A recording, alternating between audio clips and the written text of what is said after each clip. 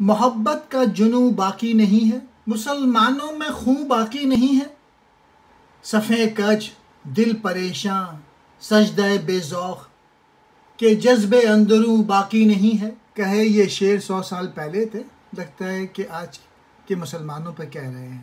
محبت کا جنون، محبت کی دیوانگی، عشق کا جذبہ، خون یہاں مراد حرارت جو عملی زندگی کے لیے ضرورت ہوتی ہے۔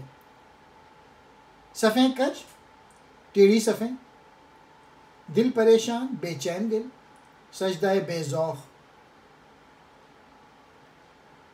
وہ سجدے جو توجہ سے خالی ہوں، جذبے اندروں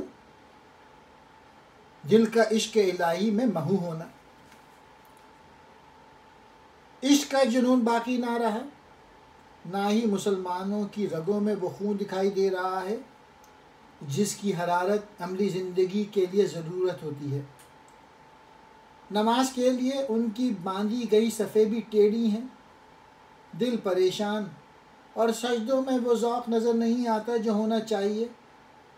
ان سب کا سبب یہ ہے کہ ان کے دلوں میں اب وہ حقیقی جذبہ عشق نہیں رہا جس کی وجہ سے یہ سب خوبیاں ان کی شان و شوکت بڑھایا کرتی تھیں۔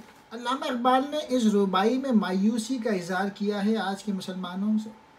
ان میں نہ تو جذبہ رہا، نہ غیرت رہی، نہ ہی ان میں کوئی انا باقی رہی۔